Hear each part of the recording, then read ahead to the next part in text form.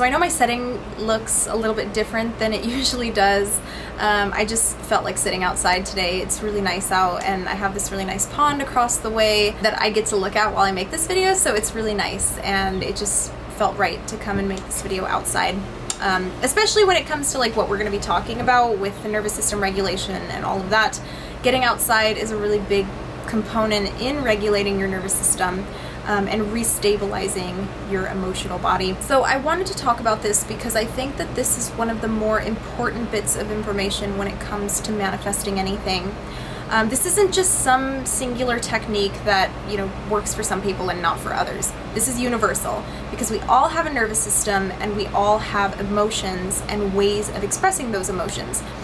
So this video is really going to just talk about the importance of regulating those two things, the emotions and the nervous system, so that you can align with the life that you desire. So let's start off by getting into the fundamental makeup of our universe. We exist within a fluid multiverse that is composed of singular realities bleeding in and out of each other all the time.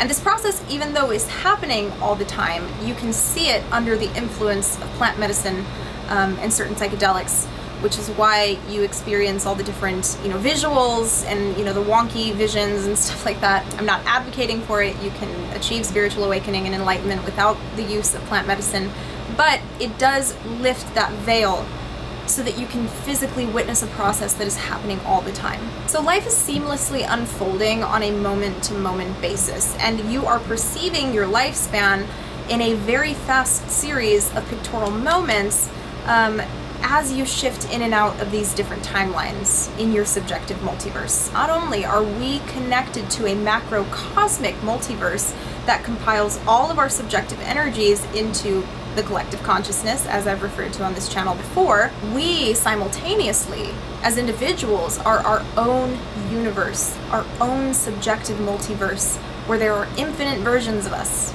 Okay?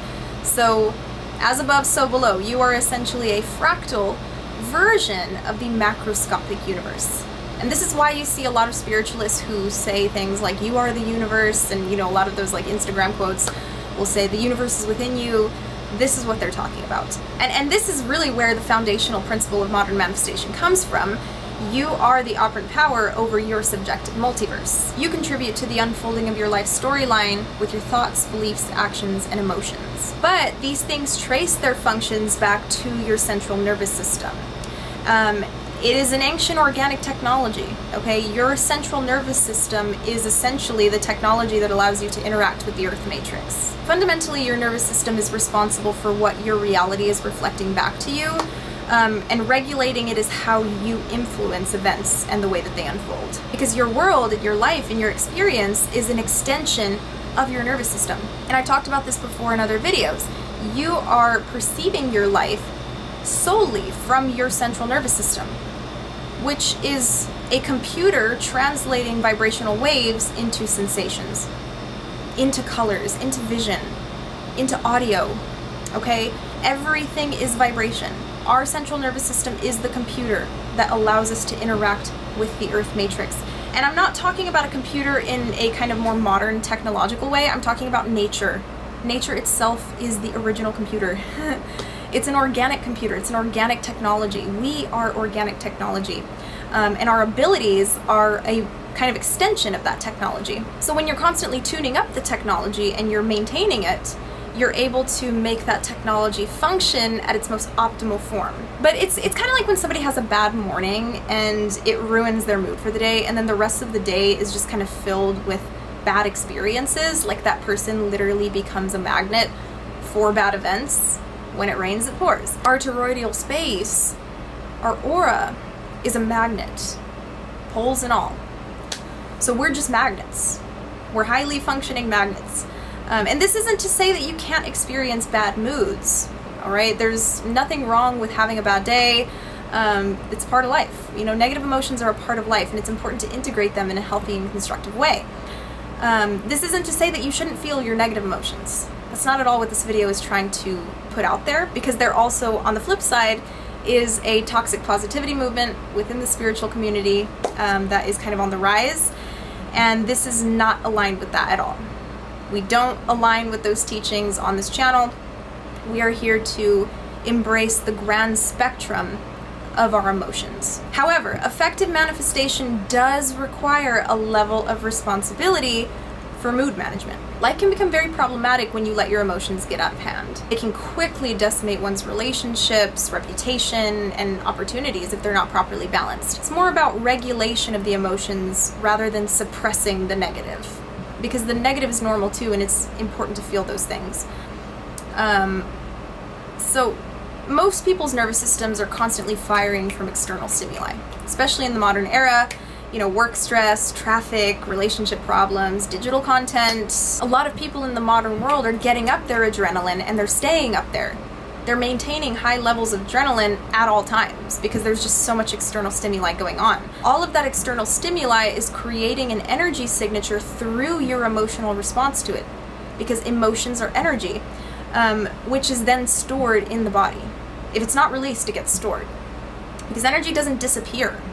It either stays somewhere and it gets stagnant and creates blockages, or it's channeled and released into other things. But that stored energy can later manifest and impact your material reality. Everything material is a manifestation of the etheric blueprint.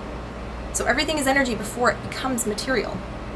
So you can mitigate negative experiences, and you can mitigate drama and just unnecessary crap by maintaining your energy body, by regulating your nervous system. This isn't to say that you can't engage in behaviors that increase adrenaline, but the impacts of adrenaline can be curbed when you follow up with a restorative practice. When you follow up with activities that restore your nervous system back to a state of equilibrium. In the practice of yoga, after a really intense and strenuous flow, the instructor will usually close out the class with Shavasana, or corpse pose. And Shavasana is commonly known in the yoga world as the most important pose. Literally just lying there on the floor is considered the most important pose in yoga. And this is because after getting your adrenaline up, it returns your body back to a state of homeostasis. It is so important to do this regularly. Like, not even just in yoga, but in general. Because when you don't, it throws your body out of whack, and it makes one susceptible to falling into survival mode, which is the state of mind that hinders effective manifestation. The constant state of fear, need, and lack. Because those are the states of mind that adrenaline is traditionally associated with. Like, when you think from an evolutionary standpoint, adrenaline has primarily been there to keep us safe. So when there's constant adrenaline firing in your body, you're telling your automatic processes that you're not safe. Effective manifestation happens when you trick your nervous system into feeling safe. And when you have your SP, when you're cuddling with them and loving on them and all of that jazz, you feel safe with them, right? I would hope so. When you're manifesting millions of dollars, you're not manifesting the millions of green pieces of paper, right? Or the number in your bank account. You're manifesting the things that you can buy with those millions and millions of dollars. Like security and safety, food on your table, basic needs.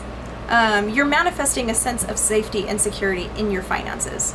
So fundamentally, we're all just manifesting safety and security. That's all we want on a fundamental level. When you can align those things to your current worldly desires, you become a match for them. The best way to become a magnet for good things in your life is to keep your nervous system regulated. This is what affirming does. When you repeat a specific I am statement over and over and over again, you're partaking in a self-soothing practice, because you're convincing your nervous system through your words that it can relax because you are great, you are loved. But digging deeper and getting to the roots, the breath is the foundation and the controller of your emotions. When we dig deep and we kind of get to the root of this, we find that the breath is really the one with all the control here. It's the controller of your emotions, which is also why the breath is heavily incorporated into many spiritual practices like yoga. It is the ultimate psychedelic substance. And that's why I say you don't need any substances for spiritual awakening, because you have a psychedelic substance flowing throughout your body all the time. It's the thing that's giving you life. And if you wanted to learn more about life force energy and how it connects to the breath, you can check out my video on life force energy. I have a whole series about the energy body, guys. I'll link it down in the description box below if you're interested in watching it. and kind of getting more familiar with what the energy body looks like and how you can kind of take care of it, you can check all of that stuff out on my channel. When you inhale, your lungs are expanding and they're hitting certain nerves in the process. They're touching nerves when they expand. So during hyperventilation or anxious breathing, your lungs are going like this, like they're opening and closing and opening and closing, and they're hitting nerves at a specific rate. When your lungs are tapping these nerves at a fast rate, it alerts your thalamus to danger. That's why it's kind of like a cliche that therapists and other mental health specialists will tell you to breathe when you're experiencing anxiety and to like control your breath, because it's all connected. It's not just a cliche. Your thalamus is your body's information relay station. All right, it relays different sensations to your cerebral cortex for further dissection and for further interpretation. When your breathing patterns become rapid, you tell your body that you're in danger. But when you slow your breathing down, you tell your cerebral cortex that you're safe, because it has no differentiation ability.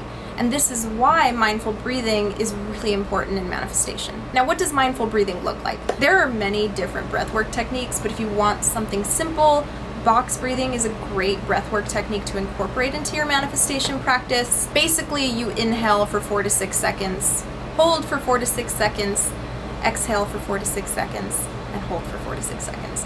So your breathing becomes a box. Inhale, hold, exhale, hold.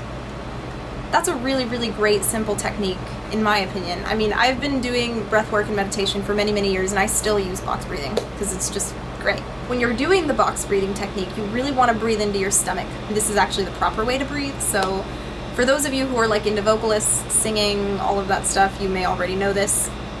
But for people who are new to breathwork, breathe into the stomach, breathe deep into the diaphragm, hold, squeeze it all out. Use those abdominal muscles to kind of squeeze everything, pushing everything out, and then hold, and then repeat. But you can do this paired with affirming, maybe stating an affirmation between each breath. You can do it while listening to a guided meditation or a subliminal, or just whenever you're feeling anxious or you find yourself wavering. Just breathe. It's gonna be okay. It's gonna be great. You're gonna get your manifestation. It's already there. You can relax now.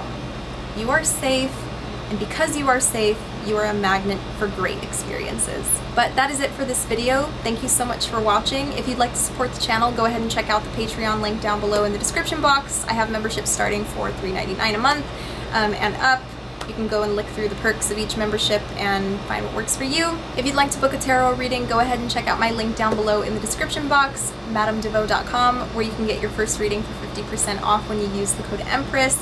Check out my subliminal tapes, guys. I also have those that I sell on my website, and I'm also selling motivational posters. So if you want to check all of that stuff out, if you need to decorate your room a little bit, you can go check all of that stuff out on my website. But thank you so much, and I hope you have a wonderful rest of your day. Bye-bye.